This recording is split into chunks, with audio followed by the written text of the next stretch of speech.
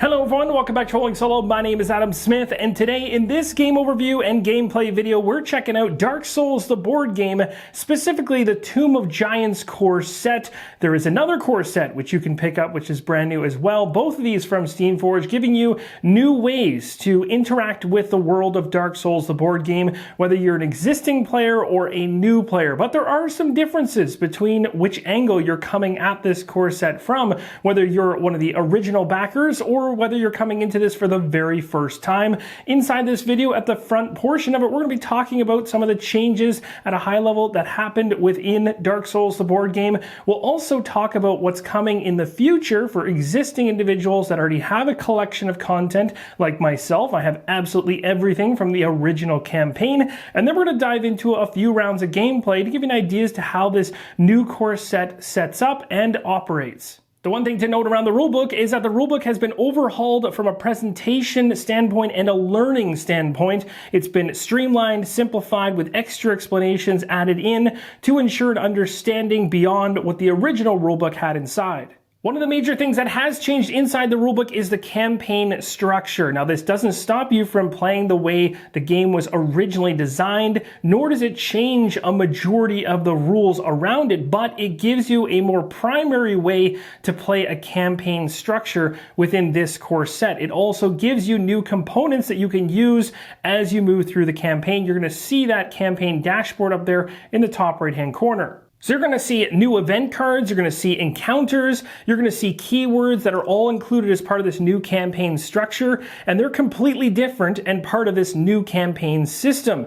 And the same is true for levers, torches, and shrines, which are also new additions for the encounter system. In terms of levers, torches, and shrines, you're going to have tokens which will represent these as well. Now, one of the major things that a lot of people that have played Dark Souls, the board game, in the past are wondering is, what are some of the core mechanic changes, those high-level changes that have been tweaked within this new core set rulebook? Because some of those have been done based on community feedback over the years, and I'll go through a number of them right now. The first one is Ember tokens. Ember tokens are still functioning the same as they did in the prior rule set. The difference here is around timing as to when the item is actually used, and that has now been clarified and amended inside the rulebook. The stamina bar, which you can see at the very bottom, has also been tweaked. A character is now killed if they have a full stamina bar and would add another token to it, rather than when the bar actually becomes full. Node markings have been made more clear on the tiles. You can now see lines added to them to help you determine adjacency. A very small difference between the original core set and this one is the fact that when you punch out the stamina bar, the actual tokens themselves are double-sided and have an icon for stamina and wounds on them. As you can see, there's two represented there in the track. So don't throw these out, especially if you're picking up a brand new core set and that's all you have, because these are what will be tracked along the bottom here. If you have the original Dark Souls, the board game, you have plastic cubes you can place in here instead. And a small reminder, but a worthwhile one, is on the dashboard you'll also see that these varying stats across your character are also punchable in the center. Do not punch these out at the very beginning. Leave these in. You will punch them out as your character progresses over time and flip them over. Gravestones have also been revised inside the core set. They now always begin encounters with the illuminated side face up, and a character in an adjacent node to an illuminated gravestone can spend their action to look at the top card from the treasure, event, or encounter deck. Then you return it to either the top or bottom of the deck. After the card's been returned to the deck, you flip the gravestone to its diminished side. And this is different from the original core rules where you would be going to the boss deck. Now boss decks aren't determined at the start of the game like they used to be. Barrels have been revised as well, and if a model moves onto the same node as a barrel, you discard the token. At the end of an encounter that includes barrels, you roll a black die for each remaining barrel in play and gain a number of souls equal to the number of pips. Chests have also seen a change, and they now visually are circular as tokens to match the rest of the terrain tokens in the game. Chests always begin encounters with the closed side face up, and a character in an adjacent node, because you cannot be on the same node with the chest, can choose to spend an action to draw a card from the treasure deck and place it in the inventory. And after drawing it, you flip the chest token so that the open side is face up. Another new change is around Blacksmith Andre. The party can visit Blacksmith Andre to purchase treasure. You can change equipment. You can upgrade equipment. We'll talk more about this when we talk about the campaign dashboard. Speaking of the campaign dashboard, we'll quickly take a look at a slot to the left of the giant deck there. That is the inventory slot where players can access the inventory to switch out equipment between encounters, unlike before when you had to revisit the bonfire. Stamina recovery, which occurs in the upkeep phase at the very beginning of your character's turn, now gives you the ability to recover 3 stamina instead of 2. A big-time change in the rule set is around off-turn movement. At the start of each character's turn, the other characters get 1 point of movement they can spend. This is a benefit not only for strategy of how to take down the enemy, but also giving the other characters something to do when it's not their turn. During your character's turn, the action phase has additional ways you can spend actions. The most common way is a character is going to make an attack and obviously determine movement, but some encounter special rules and terrain are going to provide characters with an alternate way to spend their actions. And if a character spends their action interacting with a special rule or a piece of terrain, they can't attack during their turn. So there will be strategy in choosing when to do so. When a character suffers frostbite, and don't take this enemy as being the one that's actually laying the condition of frostbite on this character, this is just an example showing the token, but characters with frostbite tokens recover 1 less stamina at the start of their turn. Enemies with a frostbite token reduce the value of their move symbols by 1, and at the end of a model's turn, if it has a frostbite token, the token's discarded. So that has changed from the original rules. This one is absolutely worth mentioning. Upgrades can now be removed from the weapons that they are equipped on. So if you want to use that upgrade elsewhere, you can detach it. This is a really big change from the original core set, and of course you can add or remove upgrades when the party is resting at the bonfire. To streamline dice rolling, when you're attacked, you're going to dodge and block at the exact same time, so you're rolling both sets of dice simultaneously, and if you fail the dodge, you resolve the block instead of taking all the damage. If the dodge is successful, you can choose to spend 1 stamina to move as well, so essentially a dodge without moving costs no stamina. Now, just to add some additional detail to something I mentioned moments ago around the stamina increase that happens with your character at the beginning of their turn in the upkeep phase, where now you get 3 stamina back rather than 2 from the past. The reasoning behind this is because the community was overall concerned that two-handed weapons weren't competing well against single-handed weapons. In other words, there was kind of a lean towards using single-handed weapons because of the stamina cost to wield the two-handed weapons. So in order to balance this out based on testing within Steamforged, they mentioned that they went ahead and adjusted how much stamina you get back because of this. So there was reasoning behind that change.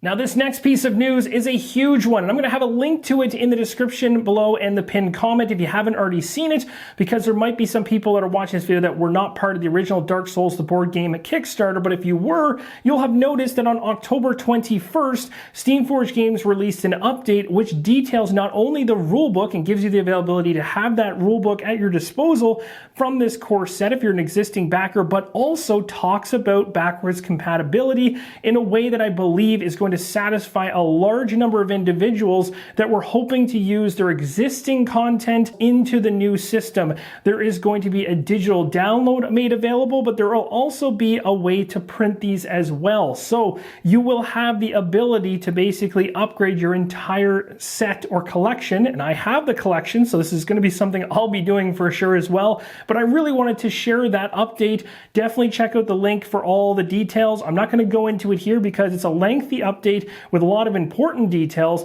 It'll be best read there, but that's one aspect that I know was kind of the top priority from the community, especially those that backed the original campaign, as to whether or not all that old content would be able to move forward with the new campaign system, and especially tying to those encounter cards. So that should really give you all the information you want to know. So when you look at the campaign dashboard on the far left-hand side, you're going to see icons for each of the different encounter decks and their stage left to right from least difficult to most difficult. On the right-hand side, you're going to see a spark dial slot. It's been set to 4 for when you're controlling or playing with 2 characters. If you're playing solo with just 1 character, you'll set this to 5.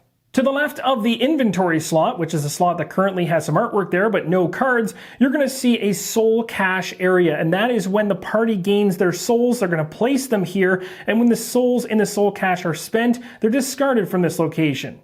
Also, you have the inventory location, which again is the artworked area with nothing in it currently, and then beside it you have the treasure deck. When the players find treasure, they're going to draw from this deck in the slot to see what they've discovered. Blacksmith Andre is somebody that you can interact with. 4 items will be placed across the 4 slots there. And on the far right-hand side, you have the event deck. Now you'll also notice from the inventory slot, which is the one with the artwork inside of it, all the way to the event deck on the end, underneath of that, there is what's called a timer track. It's going to be used to record the number of player turns during encounters and is used by several cards to add additional challenges and or rewards. This is all tied into the encounter cards and different aspects of play. And then across the entire dashboard, you have the encounter track, which shows how far the party's progressed through the game, measured in spaces. So the party, you can see, has a token on the far left-hand side, which is glowing. That's where we start things off. And we move and progress down along the track. You also see 2 different locations for the different bosses,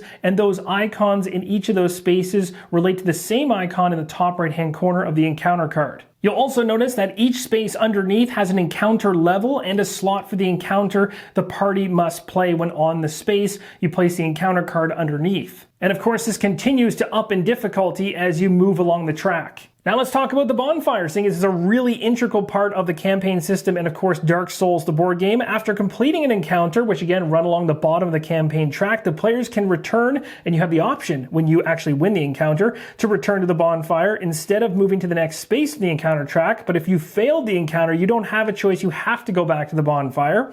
The bonfire is a safe haven where characters can rest for a short time. When they do, they can access their inventory. If they have souls to spend, you can visit Blacksmith Andre and the Firekeeper here. So what happens when you return to the bonfire? Well, the first thing is you place the party token in the bonfire slot. You can see that in the top left-hand corner. Then you turn the spark dial down 1 number.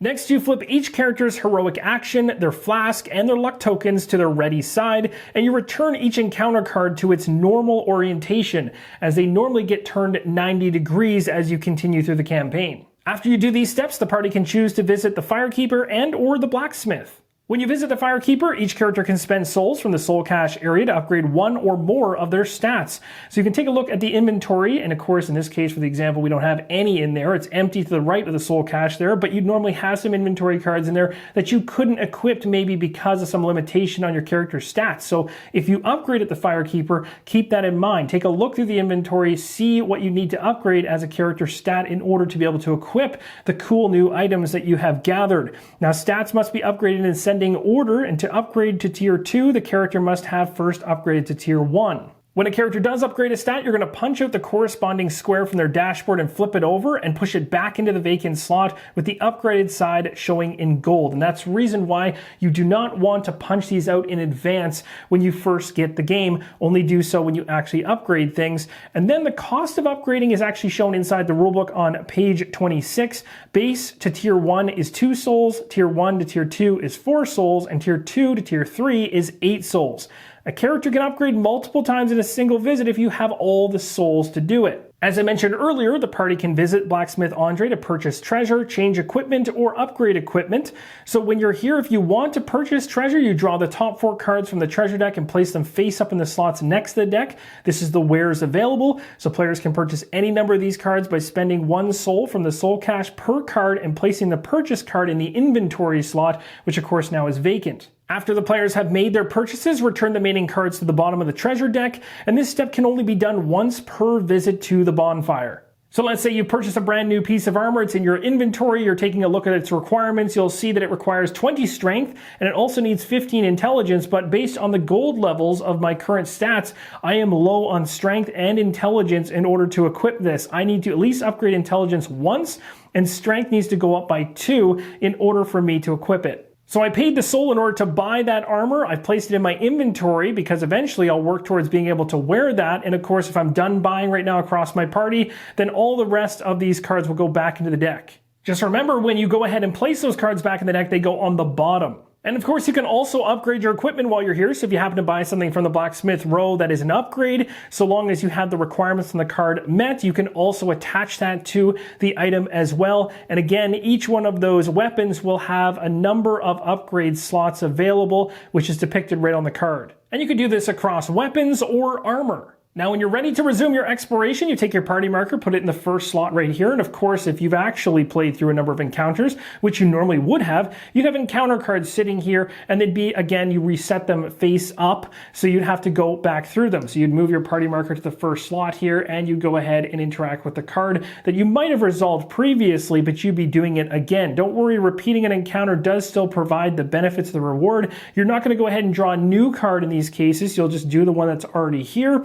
And then eventually when you reach to the end of the encounter track that you haven't already seen, you'll then start drawing cards again. You'll pull 2 at a time and pick one and place it in the slot and continue onwards. Now, I want to give you a glimpse as to the encounter card layout if you haven't seen them already. So I'll flip over the top card from each of these decks. And this is going to give you a great idea as to how things are set up much differently from the original set of rules. These encounter cards now have different ways, as I mentioned before, of winning the encounter, and also use a different number of tiles in the first place. They also have their whole legend laid out in terms of what's going to be there, and they have specific special rules, which is a new addition in the fray, and they also have the rewards all laid out here as well. Here's a look at those 3 cards close up so you can see the details. I'll talk about the special rules and the objectives and rewards in a second here, but want to make mention again of the fact that when you hit a progression track slot as you're moving your party along, it'll tell you which tier to draw from, and when you draw from that deck, you're drawing 2 cards,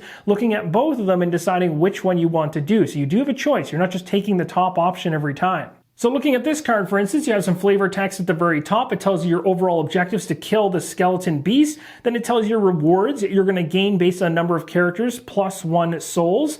So that's how you can gain some souls. You're going to draw a treasure card. You have a trial called Mask of the Child, which you can try and attempt to do. And then on the right-hand side here, it says the special rules around that trial is if the skeleton beast attack causes 0 damage, the target adds 1 stamina token on their endurance bar. So a trial can offer an extra objective, providing an additional reward if completed. This is shown in the brackets, either in writing or as a number of turns in which the character must complete the encounter's main objective, which is where that timer track is going to come in handy, tracking things in a certain given amount of time. So you'll see here with this trial, it mentions 6, which means you'll have the timer track on 6, and you only have 6 turns in order to pull this off. Again, this isn't mandatory in order to complete the encounter. It's just another objective to go after while you're doing it. Taking a look at these higher tier cards, you'll see another one with an objective killing all the enemies. Now, this is pretty common from the prior core set where that was the main thing. Just get in there and wipe out the enemies and you're moving on. But you'll start to see encounter cards that have different objectives, like this one where you have to place a torch on a shrine. So that's a little bit different, meaning you don't have to wipe out every single enemy on the game board. You also have trials mixed in at times, and sometimes you won't have trials, but maybe a special rule that kind of changes up the gameplay. You'll see also the tile coordination in terms of how the layout, I should say, changing up, which means you can literally choose any artwork tile you want to make up that set, because again, all of these tiles, well, they all have the same structural layout for the most part, so you're able to pick which ones you want to have visually. And then the other thing to mention is there's special rule keywords that are added into the fray here, like onslaught, darkness, timer, and respawn. You'll see onslaught mentioned here in the special rules, and that one, for instance, says that each of these tiles are going to begin active, which is pretty interesting from the get-go. Here's a visual of a number of different event cards coming from that event deck on the campaign as part of the structure of the game. Now, you'll see this when we move into a couple rounds of play to give you an idea as to how it flows, but I wanted to visually show you these cards, adding another dimension to the gameplay. So that's going to do it in terms of the overview, although one mention I want to make right here for the existing backers is that if you already have all the content from the original Dark Souls, including the character expansion packs and everything else, it's going to make this core set a little less exciting on the character side, because these characters, again, are being repushed out in this new core set, so you already have those, so you're not going to get new characters to play. But you're going to get that campaign system, and you're also going to get the ability to upgrade your old stuff with the new encounter cards, which is certainly going to add on top of this new campaign dashboard and what it allows for a completely new way to play your game in a campaign fashion, which I think is 100% worth at least one of these core sets, if not both. And then the other one thing I want to mention is around the enemies in the core sets. There will be some overlap there as well, but of course not at the major and minor boss levels. But you have to be aware of that coming into it, that there will be some overlap of these boxes. So think of this as kind of about 50% of what this new core box offers is stuff you already have, but 50% is new. So you're going to have to make that determination as to whether you grab both core sets or just one of them to move forward with everything that's changed. Now let's dive into some gameplay. You'll see on the character dashboard that each of our characters here, which I've chosen, the Thief and the Pyromancer, have their own character ability or heroic action. So I have tokens for the Flask, the heroic action, and the luck token on the enabled side on each of the dashboards. I've also got their starting equipment based on who they are, Thief and Pyromancer. I chose not to use the Cleric in this case. I've got the miniatures ready to go. So the very first thing we're going to do is progress our party marker along the progression track to the first space. I've moved the party marker down one space to the first slot on the progression track, which shows an icon for encounter level 1. Looking across the 3 encounter decks, broken up by tier 1, 2, 3, left to right, we're going to grab 2 cards from the left-hand deck. We got the Beast from the Depths and Bridge Too Far. Now it states up here at the very top the objective is to kill the Skeleton Beast for this one, whereas this one is to activate the lever 3 times. So we're going to go for the one on the right. The encounter card that we didn't choose gets shuffled back into the deck. It does not go to the bottom. So here we're going to place this card in the first slot on the encounter track. It'll end up residing here. For now, I'm going to go ahead and set up the tile based on what's displayed in the legend there. Worth mentioning again, you can select any tile you want visually to represent this one. Here's a setup for my heroes. Top left, top right have both of my heroes in play. The lever's in the middle. I have the choice to place the heroes across any of the top nodes there, including the lever space.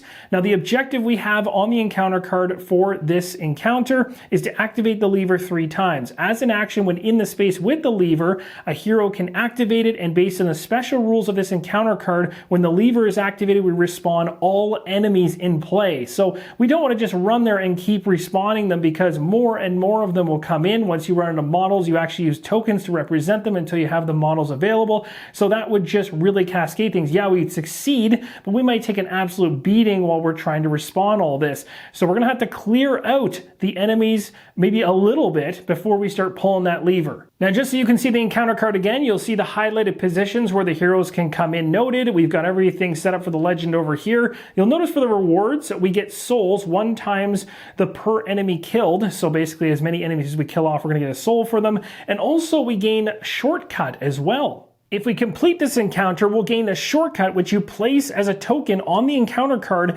after resting at the bonfire. Instead of returning to the starting space on the encounter track, the party can instead choose to be placed on a shortcut token, allowing them to skip earlier encounters. So this is not exactly one we would want right now per se, because this would be the first one we run into, but you can see how this works at least in terms of saving you time in the future. If you get another one of these, you'll be able to jump to it, providing you a lot of time saving. Now this is going to be at random too, so it will come and go as you go through the campaign. So the turn order for gameplay begins with the enemy turn, where all enemies take turns, and then a character will go based on the aggro token. In this case, it will be the Pyromancer, then it'll be back to all the enemies, and then over to the Thief, and it'll repeat this cycle throughout the battle. For the enemies, we determine which enemy's going first based on their threat, which is in the top left-hand corner, so that's going to be the Skeleton Soldiers. So we're going to go ahead and activate a Skeleton Soldier here. We take a look at the bottom portion of the card, which has one major icon area down here in the bottom left, but nothing on the right-hand side but a blood splatter, which basically means nothing's going on there.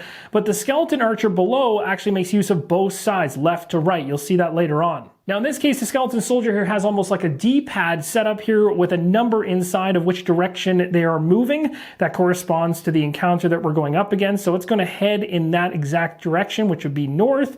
You take a look at the right-hand symbol in the top right there, which is a circle. That circle indicates it's going after the closest character being the target. If it was a skull, it's going after the individual with the aggro token. Taking a look over here on the left-hand side, you'll see a shield with some arrows. If you see that icon, regardless of whether there's a number in there or not, the enemy's going to push any characters on its current node at the start of its movement, and on nodes it moves into during its movement. And if there is a number on the symbol, like here, any characters that are pushed suffer an attack after the push is resolved. Now the good news is that the movement of the Skeleton Soldier is only 1 going north, so it's not going to be able to reach the node of my character which is nearest to it.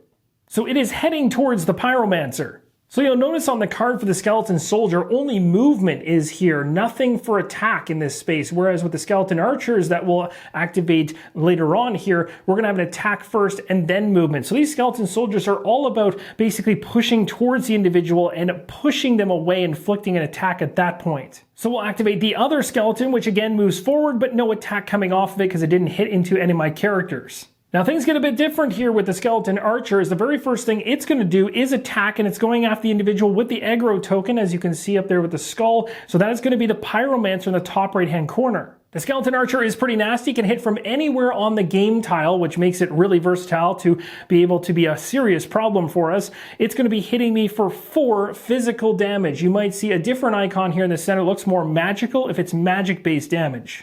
So now that we know the attack is within range, we take a look at our pyromancer for what we have for dodge. We look for the icon that has an axe with an arrow pointing backwards. There's a number inside of it telling us how many dodge dice to grab for that particular card. And we do this across all the cards we have. So in this case, only the garb is going to give us a dodge die. So we take that. Then we take a look for any block symbols, which would be the shield icon on the far left-hand side. It'll tell you the amount of dice and the color inside of it. In this case, we only get 1 for the round shield right here, which is blue. And remember, as part of the new core rule set, we're rolling both of these at the exact same time. So with a 4 damage physical attack coming at us, we're going to roll these dice and see how we do. We got a blank on the dodge, but we did block 2. If you roll a dodge die and get an icon and it equals the number of the dodge value on the enemy, in this case 1, then you dodge the attack. I did not, but thankfully I had a shield that can reduce the amount of physical damage from 4 down to 2. So I had nothing impacting the bar along the bottom of the pyromancer, but I just got 2 damage, so I placed them on the right-hand side. That's where damage comes in, moving from right to left, whereas when stamina is used, it comes in left to right. If the endurance bar here at the bottom is completely full of tokens, regardless of whether they're wounds or stamina tokens, and another token is added to the track, that is a character death. Now we're moving to the first character turn, and it's worth mentioning at this point we can choose any character we wish to go ahead and take its turn. So we could choose the thief or the pyromancer, and I want to make that clear because earlier I made it sound like if you get the aggro token on a certain character, then that character is automatically the first one to activate. That is not true. It is simply just the focus of attention for those aggro icons on the enemy. Now this token will shift from character to character as the game goes on, and you're going to see how in literally 2 seconds, because the first thing you do once you choose a character, and I'm obviously going to choose the pyromancer because he's pretty angry. He just got hit by those skeletons. The first thing you do is collect the aggro token. If you already have it, you don't have to do that. So the next time that the thief activates, it's going to take the aggro token from the pyromancer. You're also going to heal up 3 stamina, but we haven't spent any stamina yet, so nothing to recover there. The character at this point can swap any number of items between the backup slot and their hand slot. So there is a backup slot in the top right-hand corner. I currently have a hand axe up there, so that is not what's currently equipped on the pyromancer. I have the flame card down there in the bottom right. I have my garb on, and I have what's in the left hand, the round shield. So that axe would have to be swapped out right now if I wanted to use it. And then each other character can move 1 space. I'm going to go ahead and have the thief move into the same space as the archer. Now the pyromancer is the individual taking a turn right now, so with this turn I can choose to move and attack, or I can attack and move. I'm going to go ahead and do the pyromancy flame attack here with the pyromancer. It has to be within range 2. I'm only 1 away from those 2 skeletons. What's great about this particular card here is down the second row, and these are 2 different attacks I could choose. I could pick the top row, and it costs 0 stamina to use 1 black die, roll as a magic attack, or I could spend 4 stamina to get 2 black dice, and it's a magic attack, but it also includes the ability for that attack to affect everybody on that node, which is perfect for this pairing of 2 soldiers. So we're going to go ahead and roll these dice. Now 2 black dice is pretty good going up against these skeleton soldiers, especially when it's going to be magic damage. And that's because if you take a look at the skeleton soldier, middle of the card here, it shows what their resistance to that attack is going to be, whether it's physical on the left-hand side with the half shield of 2, meaning it can block 2, or on the right-hand side, the magical resistance of 1. So in other words, magic attacks are much more effective against the skeleton soldiers. Perfect. So why don't we increase the odds of actually taking them out? Beyond just using the pyromancy flame as is, I could also go ahead and flip my heroic action token to allow me to use explosive firepower. This ability states this character's next attack with magic symbol gains a black die. So we go ahead and simply remove the token. Normally you go ahead and flip it, but on the opposite side of this token, it actually shows that it's active as well. Typically, that ring will be dampened or dim. Most of the tokens that are included in this core box are like that, but it looks like there might have been a printing error on that particular token. So instead, I simply decided to remove it. We're going to add an additional die in there. We got 3 black dice. Let's go ahead and roll these dice and see how we do. We got a resistance of 1 to go up against. Let's see if we can push through that. All right, we got ourselves 3, and actually that is going to work because with a resistance of 1, if we do 3 damage, that is 2 damage getting through, and this effect applies to every character on the node. Both of those skeleton soldiers are dead. After an extremely successful attack, my character, the Pyromancer, is going to run towards the lever. We might want to think about activating this one for the next time around. It now wraps around to the enemy's turn. There's only a skeleton archer remaining. It is going after the individual with the aggro token, so that is going to be the Pyromancer again as it makes a shot at it. All right, let's see if we can dodge this again. In order to dodge it, we just need to get 1 on the green die. So let's see if we can do it. No, we still can't dodge. So we do get 1 block, which is not as good as normal. And remember, this attack coming from the Skeleton Archer is 4, so it's going to be 3 damage. And so you can quickly see that expending yourself in terms of stamina versus the wounds that you're potentially going to get, especially if you have the aggro token attached to you with an enemy that wants to target that, yikes, you're going to get yourself pretty close to death's door often. You're going to need to make sure you're managing your stamina really, really well in terms of this side of the board and maybe not going ahead and doing the biggest attacks that use the most stamina all the time. Now, the Thief is in the exact same space as the Archer, and the Archer has a resistance of 1, whether it's magical or physical, so we might just want to go ahead and do a pretty basic attack here. We could probably use the Bandit Knife, which gives us 2 black dice for 3 stamina. Now, these enemies only have 1 health, so we really just need to get 2 successes off this roll. So the Thief sneaks up behind the Archer here and takes a shot at it and gets 1. Now, something we could do right now is use the lucky coin in order to reroll a die. So I'm going to go ahead, take that token, flip it over, use it in order to reroll this one to hope to get what we need to get past the resistance against physical attacks. Here we go. Yep, that's enough. That Archer is dead. Now, it's worth mentioning I did have the opportunity to move the Pyromancer at the start of the Thief's turn, but I didn't want to. I want him to stay where the lever is. But right now, after doing the attack with the Thief, I'm going to have him move. Actually, well, here's the thing. If he ends up staying there, the ones that are the individual that's the most painful in this situation seems to be the Archer. So I might actually just have him sit still. The other thing that should have occurred at the beginning of the Thief's turn was the aggro token moving from the Pyromancer to the Thief. So I've done this now, but honestly it doesn't make much of a difference because we're going back to the Pyromancer as there's no enemies in play. That aggro token will move back over to the Pyromancer. I also get to recover 3 stamina from the Pyromancer, which is good news, and I'm not choosing to move the Thief anywhere as part of this turn, so we're going to move right into pulling the lever. The Pyromancer has pulled the lever, and I'm actually using the time track way up there in the top right-hand corner to denote how many times I've pulled it. I need it 3 times to win. So all the enemies respawn as the doors open up from the lever pull and more enemies emerge from the darkness. We have to do this 3 times, and then we've completed this encounter. And that, my friends, is going to wrap up this game overview and gameplay video for Dark Souls, the board game from Steamforged Games in terms of the new core sets which have recently come out. This will not only enhance the game for existing players, but also new players as another way to get into the game for the very first time. You're going to want to stay tuned for more news and those Kickstarter updates which have been landing from Steamforged around how you can access the new encounter cards when they do come, I believe, early next year. They'll be downloadable, and you can print them in order to enhance your current collection, which is going to be a really nice addition and something I believe the community is going to be quite happy to have added in and to be able to utilize. It's also worth mentioning there are individuals within the community that have done a great job at building separate rule sets, whether it is the hollowed edition from the past and additional rule tweaks. There's even a 2nd edition from the community being worked on currently. So whatever version of Dark Souls in terms of the rule sets that you like best, this is a very, very movable and manageable campaign system in terms of finding what works best for you. And I think the community does a really good job in that aspect. And I really hope this video helped you to make an informed decision on whether these core sets are for you or not. Thank you guys again. And as always, keep on rolling solo.